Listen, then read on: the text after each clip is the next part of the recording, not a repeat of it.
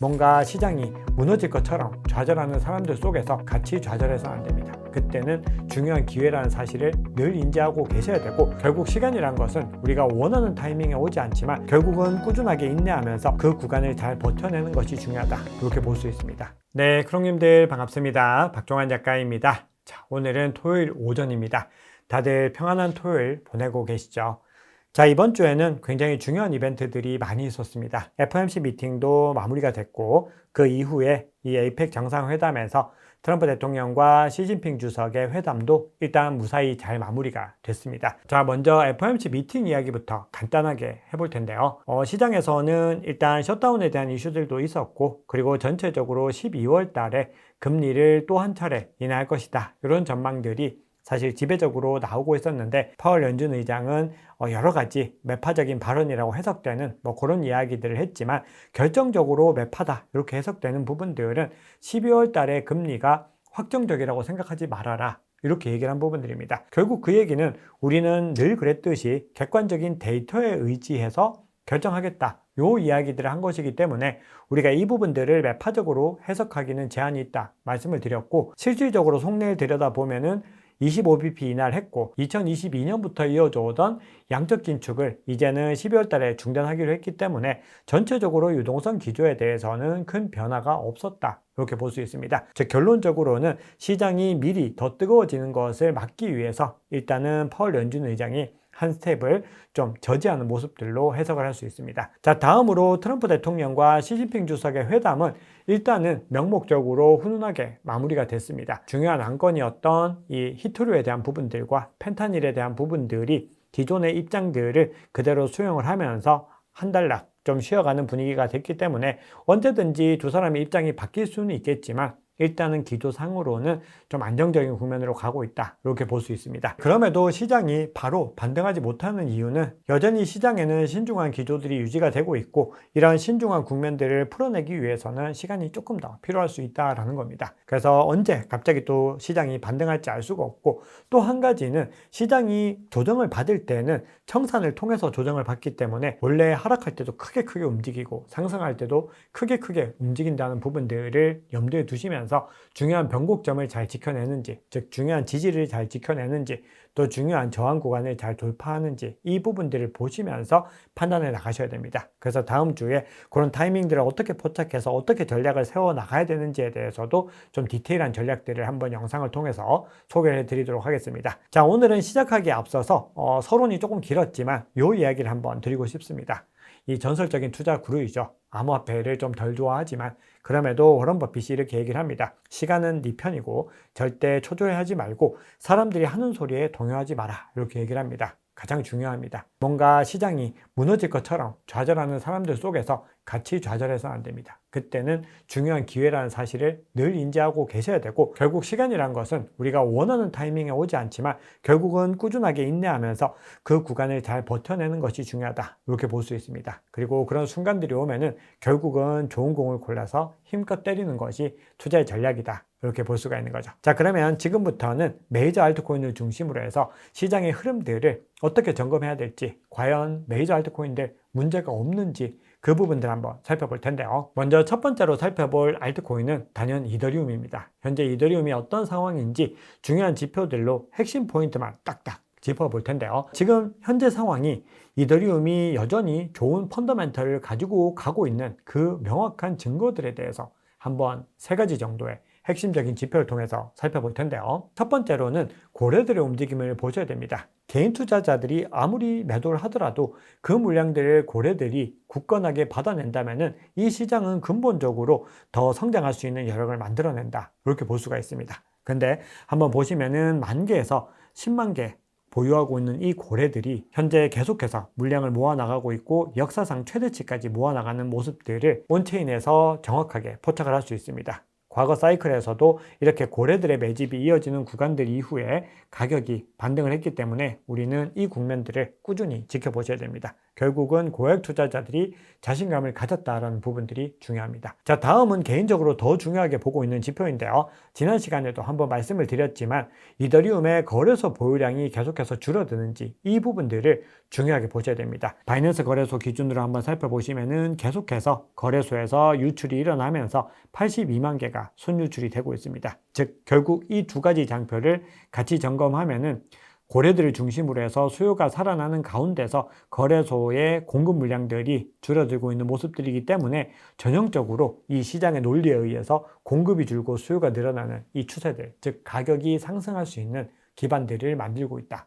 이렇게 볼 수가 있는 거죠. 자, 그런데 여기에 덧붙여서 하나의 지표를 더 살펴보시면은 이더리움의 근본적인 펀더멘털에 대한 부분들도 볼 수 있는데요. 앞서 수요와 공급에 대한 부분들이 거래에 대한 부분들을 중심으로 봤다면은 이번에는 이더리움 네트워크가 굳건하게 잘 이어지고 있는가, 유지되고 있는가, 이 부분들 한번 살펴보시면은 스마트 컨트랙트 배포가 단기간에 14배 급등하는 움직임을 보이는 것을 확인할 수 있습니다. 즉 이 얘기는 투기보다는 실제 사용을 중심으로 해서 계속해서 이 사이클을 굳건하게 재점화하는 시그널로 볼 수 있습니다. 그래서 결론적으로 살펴보면은 수요가 확장되고 공급이 감소되는데 개발 생태계는 회복된다. 이렇게 봤을 때 이더리움은 다음 상승 사이클을 준비하는 어떤 중요한 국면에 있구나.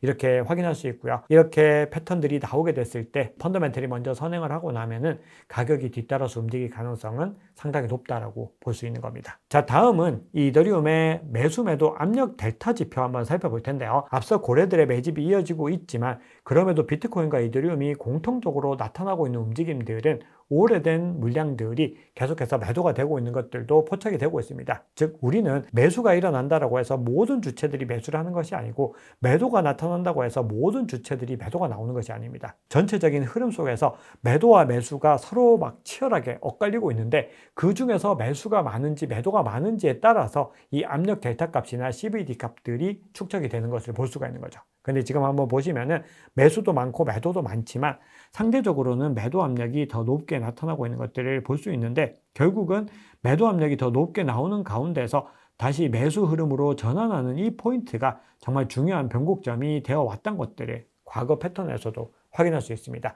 그러면은 이 흐름들이 조금 정도 조정을 받는다고 했을 때는 상승폭도 상대적으로 적게 될 테고요. 더 많이 조정을 받은 이후에 반등을 할 때는 상승폭도 더 크게 나올 수 있다. 이렇게 볼 수가 있습니다. 즉 지금부터 조정 국면들이 상대적으로 조금 더 이어지더라도 결국은 중장기적인 응축을 위해서 중요한 구간이다라는 부분들을 기억을 하시면서 전략을 가져가셔야 되는 겁니다. 자, 그런데 매수 매도 압력 델타 값이 이렇게 음수로 일시적으로 전환을 했지만 그런데 다시 이 파생 상품 거래량을 한번 살펴보시면은 이더리움이 이렇게 크게 줄어들었다가 다시 또 살아나고 있는 움직임들을 확인할 수 있습니다. 점진적으로 매수의 움직임이 돌아오고 있기 때문에 이런 정황들을 전체적으로 종합을 해보자면은 이더리움이 굉장히 중요한 국면에 있고 이제는 상승의 추이로서 가야 될 타이밍들이 서서히 다가오고 있다. 이렇게 볼 수 있는 거죠. 그런데 앞서 말씀드렸듯이 워런 버핏의 명언에처럼 너무 초조해하면서 왜 빨리 안 오느냐 이렇게 기다리는 것들은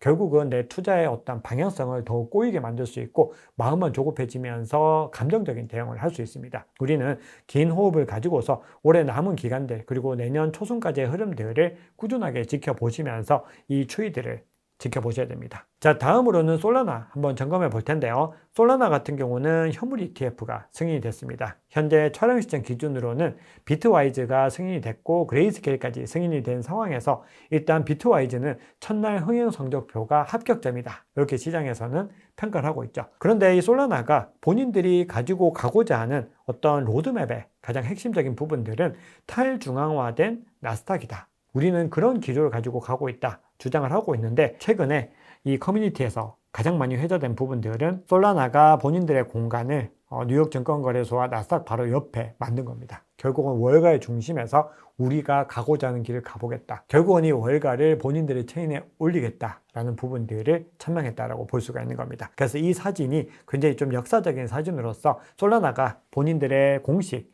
X에 직접 올리기도 했지만 많이 회자가 됐었습니다. 자, 그런 가운데서 우리는 이 ETF의 성적표를 한번 살펴보셔야 되는데요. 일단 첫날 성적표는 굉장히 훌륭했다, 이렇게 평가를 받고 있고 여전히 시드머니도 많이 남아있는 상황이기 때문에 전체적으로 비트와이즈의 첫날 성적은 성공적이다, 이렇게 한 번 더 강조를 드리는데요.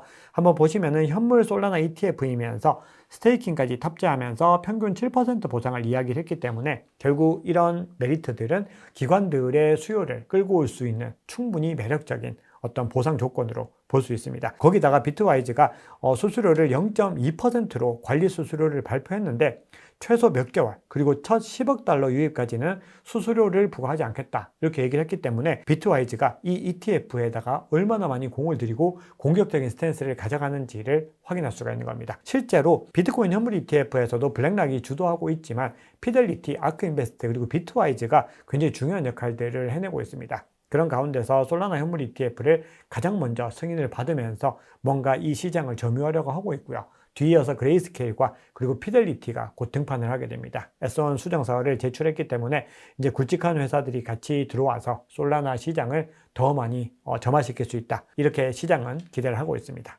자, 거기다가 솔라나는 꾸준히 펀더멘털을 높여나가고 있는데요. 스테이블 코인 이체량과 스테이블 코인 공급량에서도 계속해서 유의미한 성과를 내고 있습니다. 그래서 한번 보시면은 이더리움과 베이스 트론에 이어서 네 번째로 큰 규모로 나오고 있는데 USDT에서는 트론이 가장 점유율을 높게 가져가고 있지만 USDT를 제외하면은 솔라나가 2위에서 3위 정도로 올라서는 그런 기반들을 가져가고 있고요.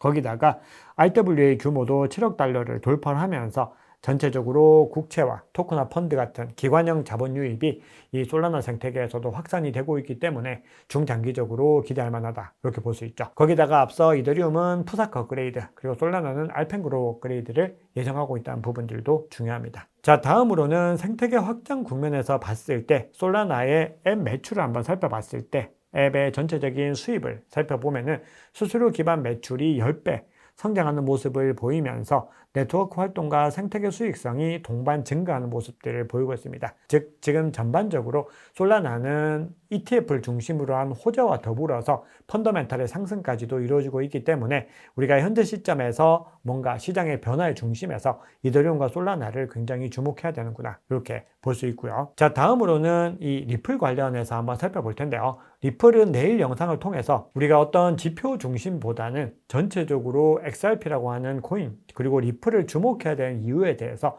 거시적인 흐름을 한번 점검해 볼 텐데요. 오늘은 한 가지 정도 장표만 살펴보면은 에버노스라고 하는 회사가 계속해서 물량을 이 XRP를 늘려나가면서 재무전략 관점에서 중요한 어떤 요충지가 되고 있습니다. 즉, 비트코인의 스트래티지가 있고 이더리움에 비트마인이 있고 솔라나에 포워드 인더스트리가 있다면은 이 XRP에는 에버노스가 있다라는 부분들을 적극적으로 천명을 하면서 스펙 상장을 추진하고 있죠. 이런 변화들이 결국은 중장기적으로 XRP의 가격을 견인할 수 있는 또 하나의 토대가 될 수 있다, 이렇게 생각을 합니다. 자, 다음으로는 BNB도 간단하게 살펴볼 텐데요. BNB는 펀더멘탈보다는 요 한 장의 사진으로 증명하는 부분들이 많이 있다라고 생각을 해서 한번 공유를 해보겠습니다. 지난주에 중요한 이슈로서 창펑자오의 사면 이슈가 가장 중요했습니다. 트럼프 대통령이 직접 나서서 창펑자오는 바이든 행정부에서 박해를 받았다, 이렇게 얘기를 하고 있고 사실은 잘못이 없다라고 이야기를 하면서 결국은 사면을 해줬는데요. 여기에 대해서는 여러 로비 과정들도 있었을 테고 여러 가지 물밑 거래들도 있었겠지만 결국은 트럼프 행정부의 기조 자체가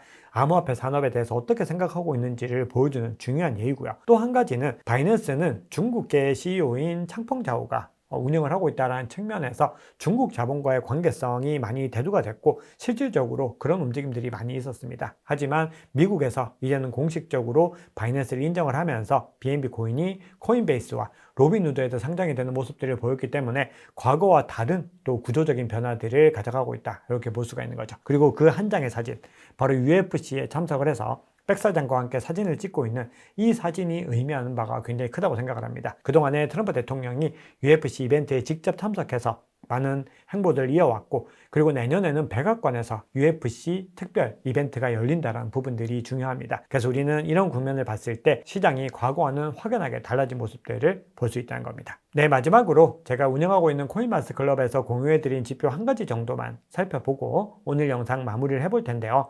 이 지표를 보여드린 이유는 우리가 투자 관점에서 중요한 부분들, 즉 어떤 시그널이 바뀌는 국면들을 포착하는 것들이 중요하다는 것들을 강조드리려고 가지고 와 봤는데요. 이 흐름들이 당장의 가격으로 옮겨질지 이 부분들은 조금 더 지켜봐야 되지만 어쨌든 유니스왑의 가장 큰 규모의 고래, 10가지 고래들의 이 지갑을 살펴봤을 때 바이낸스 거래소에서 순유출이 일어나고 있고 지갑으로 순유입이 일어나고 있기 때문에 우리는 이런 국면들이 의미하는 바는 결국은 긍정적인 방향성이다. 이런 해석들을 할 수 있는 겁니다. 그럼 우리가 이런 시그널이 변화되는 국면들을 계속해서 관찰했을 때 유의미한 진입 포인트와 매도 포인트 이렇게 확인을 할 수가 있는 거죠. 자, 오늘 여러 가지 이야기들을 나눠봤습니다. 전체적으로 메이저 알트코인의 흐름들을 살펴봤지만 그 중심에는 펀더멘털에 대한 부분들과 지표에 대한 부분들이 굉장히 중요했습니다. 네, 박 작가의 크립토 연구소 채널은 비트코인과 시장 상황과 더불어서 이더리움과 솔라나, 리플 같은 메이저 알트코인에 대한 내용들도 자주 다루고 있습니다. 굉장히 중요한 포인트들을